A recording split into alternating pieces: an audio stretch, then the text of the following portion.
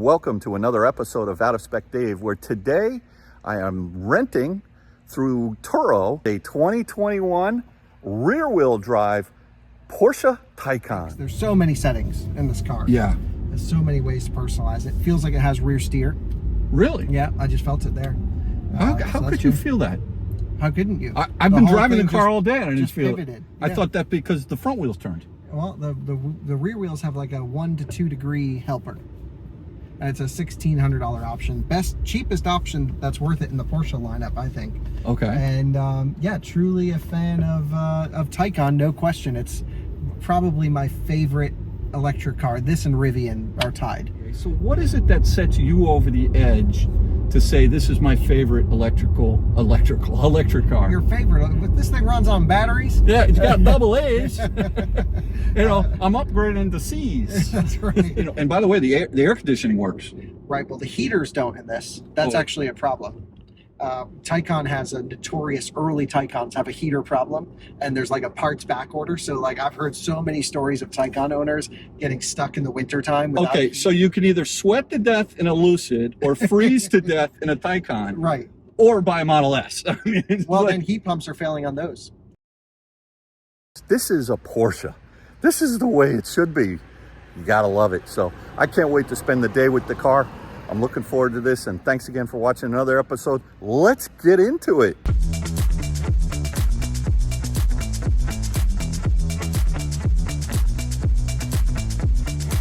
All right, so here I am in the Porsche Taycan. Oh, baby. You know, it feels really good. It feels right to me.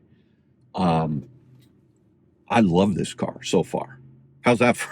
All right, video's over, right? You know, picked it up, 93% state of charge, showing 231 miles of range. Tire pressure is 37 in the front, 39 and 41 in the rear. That's probably something I would adjust. I'd have to, it seems a little bit off. 92 degrees out, and the car was super hot. It's a black car, but it looks like it's in pretty good shape. 21,678 miles on this car. And I think it's got the Bose stereo. It does not have the extra display on the right-hand side, but it does have the glass roof, which is nice. Now, I'm going to have to ask Kyle about a few different things. Just, you know, my initial driving impression is, you know, not super fast. I mean, like it goes, I think it's 0 to 60 in 5.x. I don't remember. Do you need more? Probably not. This is the rear wheel drive variant of this car. I don't hear any of the motor whine up in the front. Relatively quiet ride here. Some of these roads in Florida, these concrete roads generally are, you know, are sort of louder than the macadam that we have, typically the blacktop roads. But, you know, it's smooth riding. Now, I know it's got a couple of different suspension settings. We'll go over all that in a little bit. Regen feels like the car is just, to me, it feels like the car is coasting. And I'm sure I just have it in the wrong mode. Here I am in the, in the wrong lane. I got to go straight here. Sorry, man. Can I come in? No? Okay, thank you very much. I appreciate that. Must be from New York or Connecticut, right, originally. No, I'm just kidding. We're all nice up from the Northeast. It's tough. These Florida drivers are tough down here, you know, so you gotta watch your step. But anyway, I'm gonna meet Kyle, hopefully for lunch, somewhere over by Celebration. Again, I'm in Tampa, or outside Tampa in Riverview. And great. So far, really feeling good. The seat's comfortable. The driving posture is just, it feels a lot like the Model 3. It's definitely a cockpit feel. You have this sort of the waterfall dash, the center console, where my elbows go feels great. Everything feels very much aligned. Similar to the Polestar 2, but the Polestar 2, I didn't have much knee room. Here, the way that they've designed this Taycan, I had forgotten. There's a little bit of a place where my leg goes underneath where the screen is in the center. So you have a screen up here, and then you have this screen down here, and my leg can slip under there and it's a good spot for holding stuff. Not sure where you would put your cell phone. Well, getting it up to speed here. Let's just see. All right. Yeah, this is a Porsche. All right. Just built like a tank. I mean, the ride, super smooth. I'm getting boxed in here. I want to let the ponies fly, but just kind of floating down the road. I'm in normal suspension. Yeah, now I'm in sports suspension. On a road like this, I'm not going to feel any difference. But let's see, Sport Plus, and then just normal suspension. I'm gonna have Kyle. He'll refamiliarize myself with all these features. I like this. I like it a lot. All right, so here I am at an allegedly slightly above speed, and I punch it, and it's nowhere near as fast as what this should be, but it's fine. I mean, it depends on what you're looking for. The ride at speed is very good. The tire noise, even on this concrete at speed, it's quiet. The insulation in the car, it feels like a tank, like I mentioned before, but I do hear wind noise, and I'm not hearing the wind noise from the mirrors. It seems as though the doors and the windows, there's great sound insulation. I hear wind noise right from the front, almost by just basically from the windshield. What's interesting is I hear that same wind noise at whatever, if I'm doing 60, or if I'm doing something north of 60 that might be considered respectable speed. The wind noise doesn't seem to increase. It stays relatively constant, but not terrible. But it definitely, believe it or not, I hear more wind noise from the front windshield in this car than I do in the Tesla Model Y. Maybe I need to get my ears checked, but I've got pretty good hearing. But the tire noise and the way that this absorbs the bumps in this normal suspension. Now, I'm just in the normal acceleration mode, and when I punch it, it sort of says, oh, okay, you just sent me an email that you would like to go faster. Let me send that to the guys in the room that are running on the treadmill, and I'll tell them to go a little faster. There's a delay. Having said that, I can't remember how to put this car in a faster mode other than normal, and I'm sure it'll go faster. Again, even if it were just this with the rear wheel drive, it's fine. It's great.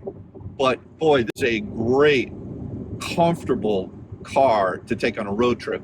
And the window, or the glass roof above my head is, I get a benefit of it. Now, I'm a tall guy, so I sit pretty far back. If you sit up here, you're not even going to notice if you have a glass roof or not. But I sit back, and I also like how these headrests, you can actually move them back or forward, which I like. So I have to use these these knee, whatever they are, some kind of spongy material headrests in the Model 3s and the Model Ys, because but this is good. This is perfect ergonomically. Someone did their homework in Germany on this car, because this thing feels right. Now I'm 6'5", and the seat on this car, and I'm a little bit wider than I should be, although I've been trying to do better, watching my weight and running, which is something I've been doing. But these seats are not pinching my thighs or anything like that. It's a comfortable place to be. I'm not sure if some of the higher end, like say the turbos, they have a lot of those, sculpted seats. This car has that piece that goes out, sort of like a thigh extension. I gotta exit right, gotta make a move from 75 to I-4. This is if you're in Tampa and you go east on I-4, this is the way to get to Orlando. This is the way to get to Disney World, which I love. I don't really care about their corporate stance, all that stuff. I love Mickey Mouse. I love Winnie the Pooh. I love Disney World. And I just driving by it and seeing the signs gets me excited here. This car just looks the business. It just looks, I mean, really, really nice. We are joined by none other than my boy, Kyle. And we just finished driving some electric jet skis, which was a lot of fun. And we've got separate videos on that, but I'm really happy to have Kyle with me to kind of take me through this Porsche Taycan, because I don't really know too much about it in terms of all the little specs and what this car has. I did, as I was driving over here, I gave him a quick call and I was able to ask him a few questions. But Kyle, what do you think about this particular car and the spec that's on this Toro? Nicely optioned. Seems to have big battery, would be my guess. We can confirm that, or you've just been driving very efficiently. Big battery, no air suspension in this one. Glass roof, the upgraded seats with perforation and cooled seats, which is great. Has the GT steering wheel with the Sport Chrono option on there. You know, some settings and stuff you could go through if you were really going to drive the car. Yeah, and I must say, I remember years ago when it was the best thing ever. I showed up at our condo down in over December break, and all of a sudden there was a car in our parking lot. Kyle texted me, said, "Hey Dad, I had a Taycan 4S old man spec dropped off at the condo for you, and your Christmas present is you could drive it for a week." And then he came down and visited, and that was the car that you took up to, and you took it up to New York, and then you ran the Cannonball in it, right? Sure, we had that car to do basically miles and cannonballing in it from Porsche on loan, which was great. Yeah. So it was a media vehicle, and we shot some videos with that car. We drove it down to Key West. We drove it to Key West with Dominic. With Dominic, who's also here. We're behind him actually. Right. And so it's been really really nice. But the thing is, I don't know if when I drove the car back then, I liked it, but today I have to say, Kyle, I'm like falling in love with this car. Well, it's so hard not to. I just, and by the way, the air conditioning works. Right. Well, the heaters don't in this. That's actually a problem. Taycan has a notorious, early Taycans have a heater problem, and there's like a parts back order. So like I've heard so many stories of Taycan owners getting stuck in the wintertime. Okay, so you can either sweat to death in a Lucid or freeze to death in a Taycan. Right. Or buy a Model S. I mean, well, then heat pumps are failing on those. Because my friend Tesla Flex had his Model S Plaid lemon because of the heat pump. So just air management in electric cars seems to be a tough thing to sort out. Oh man. So that's been interesting. Overall, I would say Tesla heat pumps probably very reliable. The new updated part for this car seems to be pretty good. But again, it's brand new parts going in. Porsche tells us they fixed it, but you never really know until they get a few years on. So let me ask you this: what is make the case why this is your favorite electric vehicle sedan / sports coupe or wagon? Yeah, I like the Cross Turismo or Sport Turismo. Or Sport Turismo, but yeah. By the way, I don't know where I'm going. I'll just follow that Rivian up there. Follow the Rivian. All right. So anyway, I mean, with all the cars that are on the market here, when you look at this car on paper, right? And I know you're famous for saying you don't drive cars on paper, but if you look at the paper statistics, this thing doesn't have, I mean, it's 0 to 60 in what, 5.x seconds. It's not super fast. This rear wheel drive. Yeah, they're not fast. It doesn't have insane range, right? In terms of what is at least advertised as the EPA. So what is it that sets you over the edge to say this is my favorite electric car? Your favorite? But this thing runs on batteries? Yeah, it's got double A's. I'm upgrading to C's. That's right. Okay, so yeah, it's kind of hard because this car is amazing in a few key areas that matter to me that aren't best represented on paper in the statistics. Outright acceleration, you get a Turbo S version. Very fast, certainly not plaid levels of acceleration. Actually, I think it's something Porsche needs to improve. So yeah, you got that right. But I don't think people are buying these things to do drag racing or even buying plaids to do drag racing. I own a plaid personally. That car would do better for content, which is why I got it mostly over a Taycan. I had plans to get a Taycan and trade the Model S in on that.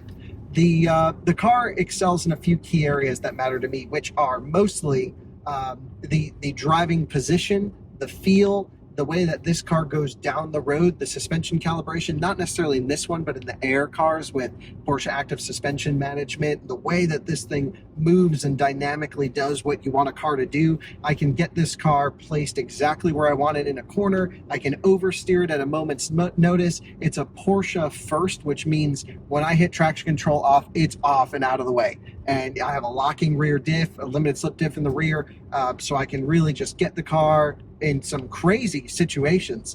And I've done a whole video drifting Taycan around a track for a day. Like, dynamically, it's just next level. But what that leads to around the city is it has the perfect steering weight, the perfect steering ratio. I can sit low in the car. It has a great brake pedal feel, especially if you option up for ceramics. It's got a really firm brake pedal, and I can just, pound on the brakes over and over. I recently had Taycan GTS Sport Turismo up in the canyons, and it was just amazing from a thermal management perspective, from a chassis handling perspective.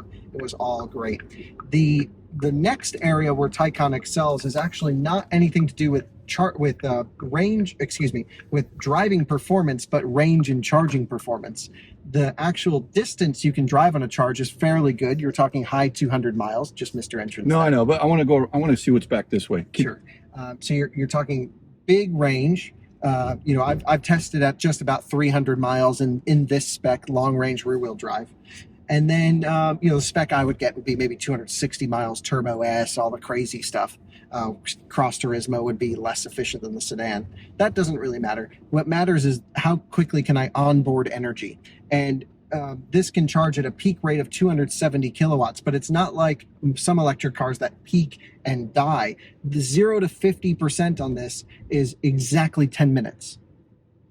From 0 to 50%, 0 to 75% is 14 minutes. And so your charging stops are never longer than 10 to 14 minutes. So I get to a charger, plug it in, assuming the charger can deliver maximum power, it absolutely sends the juice in. More than just the charging performance is that the car helps me optimize it. We lost our GoPro, or what's that's okay. Lost that GoPro.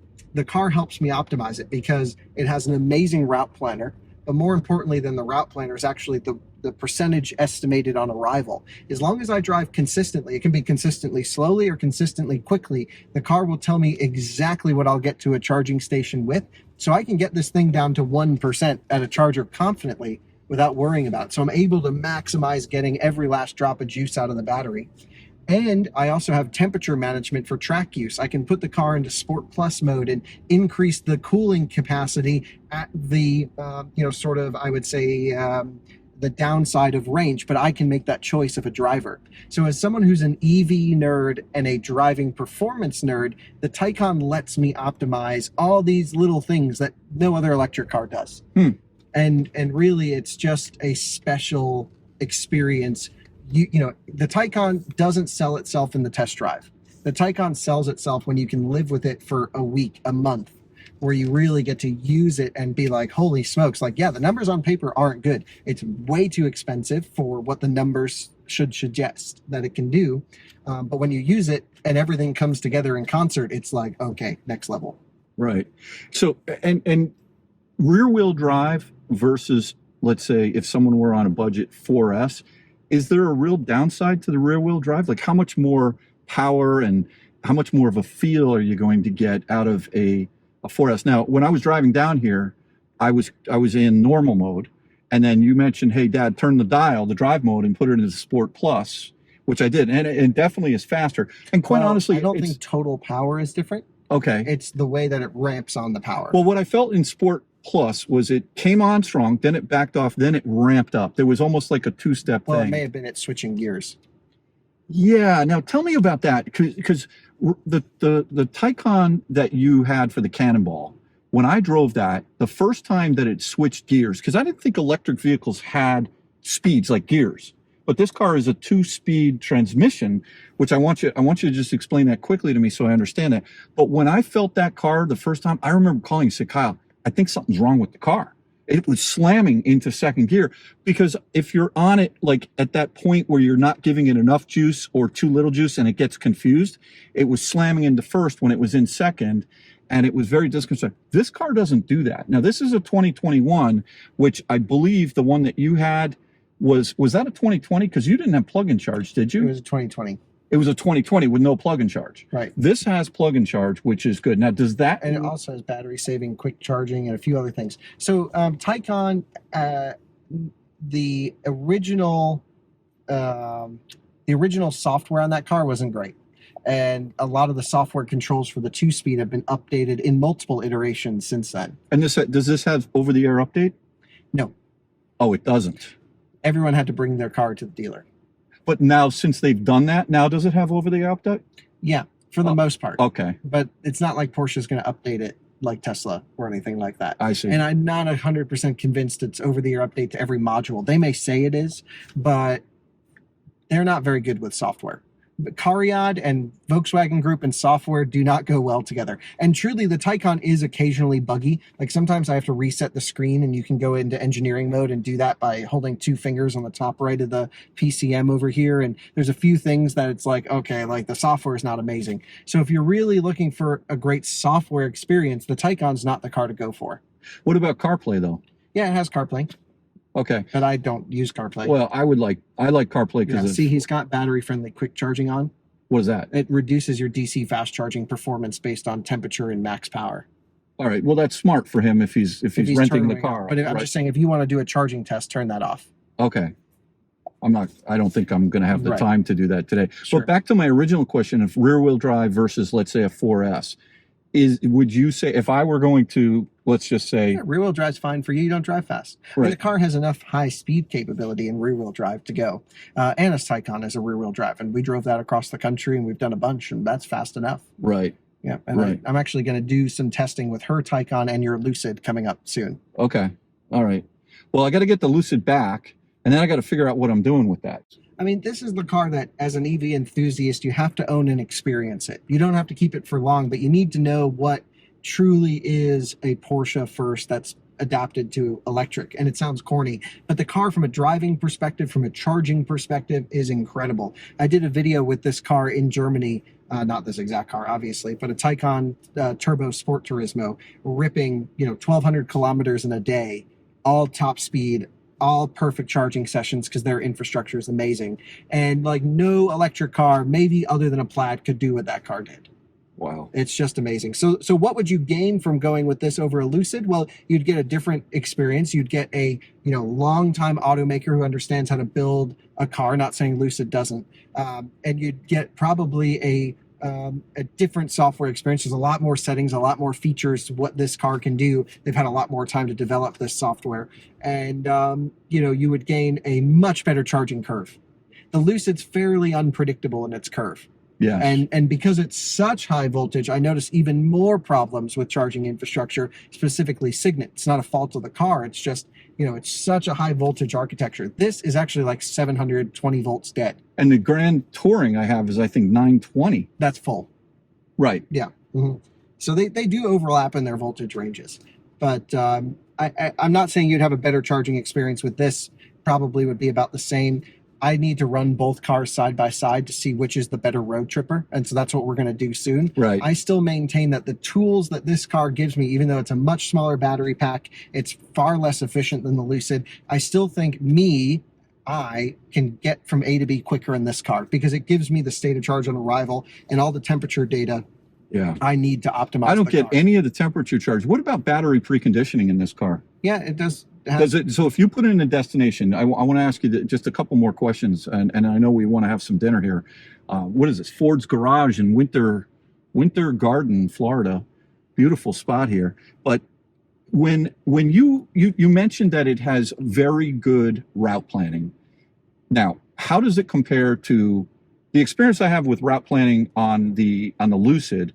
It was okay. I maybe didn't use it as well as I should have. I found myself having to still go into different apps and I used CarPlay a lot to do that. But the integrated navigation on this car, if I select a destination, will that know when to turn on battery preconditioning? Because in the Lucid, it doesn't do that. You have like this manual button, and you're guessing when you should actually start to precondition. The Lucid still doesn't even have auto screen brightness. If it's dark outside, the screens are bright. You got to manually turn it down.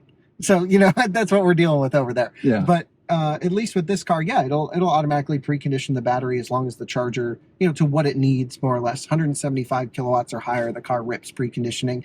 You'll watch it actually change its preconditioning logic. The preconditioning logic in this is more, I would say, far superior than any electric car on the market. The Teslas seem to target a set temperature range.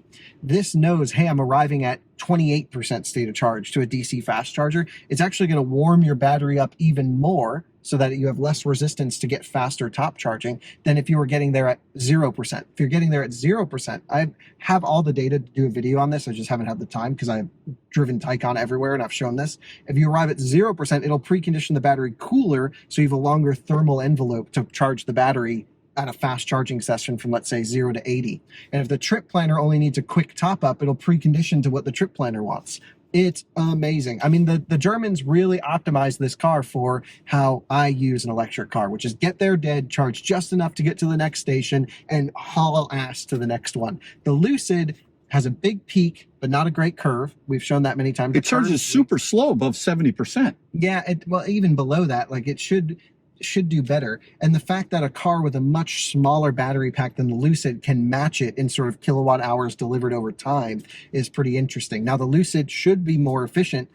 Therefore, it probably might go farther than the amount of time that you're plugged into a charging station. That's what Lucid tells me every time I bring this up. They give me a call and they're like, Kyle, you're wrong. The Lucid's going to go farther. Guess what? We'll find out. Oh, wow. Yeah. All right. All right. So I guess the last question I have, if I do this trade, and I think about getting rid of the Lucid and getting a Taycan. Obviously, I think I'd buy a pre-owned because maybe the new ones are not too bad. I don't know. I most likely buy a pre-owned, maybe a certified, right? You know, like something like that. Sure. Yeah. But the question I have is, what's the wagon called again? Cross Turismo. Cross Turismo or regular Taycan? It doesn't matter. The sedan's a little bit more efficient. You think it looks a little bit better, so go for it. Okay. For me, I would never get a sedan. Okay. That's silly. So if I got one, you wouldn't like my car? I mean, no, not for me. No, I have weird car. I drive a Twizy. I drove the Twizy. You almost killed me in the Twizy. Sure. All right. Well, listen, everybody. Thank you for now I'm all confused. But one thing I do know is I love this car more than I ever have. So we'll see what happens. Well, I got to check it out. I got to do my research. The thing to end this on is you're considering switching your Lucid for the Taycan. You are going to lose out on overall range. You are going to lose out on peak charging performance. You are going to lose out on space. You're going to lose out on having a brand new class-leading electric car on the market for content. Taycan's been out 3-4 years now. This car's old news. This car was designed 5, 6, 7 years ago. And guess what? It's still outperforming almost everything on the market right now. The question is it outperforming Lucid on a road trip? To me, that's what matters, and that's what we have to find out. This has amazing thermal management, a great charging curve, but a lot smaller battery pack and less efficient than the Air. I have a lot of complex thoughts going on in my mind, but the biggest thing that I haven't even told you this yet, but the real issue that I'm having with Lucid right now is the reason I bought that car is to have the ultimate road tripper, the longest range, the fastest charging. And by the way, I don't think that the Lucid's delivering on that. It's just not. On what? On being the ultimate road tripper. No, because they have a garbage charging network to power it. Right, but it's also the way with which they're managing the curve. Like this thing you said is going to hold 0 to 200, from 0% to 50%, 270 kilowatts. Well, you're not doing that in a Lucid. It starts at like 240, and by the time you hit 50%, you peak at 268 to 272. Right, but you're not getting anywhere near that same amount of juice in a Lucid. Even if you peak out at 351, it's coming down. You hit 351 and it tanks down, right? Yeah. So, but I heard it might be different in the Grand Touring Performance than your Grand Touring. Yeah, but I don't own a Grand Touring Performance. That's a $180,000 car. No, I know. It should be better. I mean, it's a lot of money. So anyway, I have a lot to think about, but you know, these are good problems to have. But one thing I'm happy I rented this car today. I really am enjoying it. Or you could just do what Peter says and charge your car at home and never take it on a trip. That really irks me. Yeah, I mean, really irks me. AC charge your long distance electric car. Yeah, Dad. I mean, that's a solution. Anyway, thanks again for watching another episode of OutofSpecDave. Kyle, I love you, man. Thanks. Hey, we'll talk to you later. Have a good one. Bye-bye.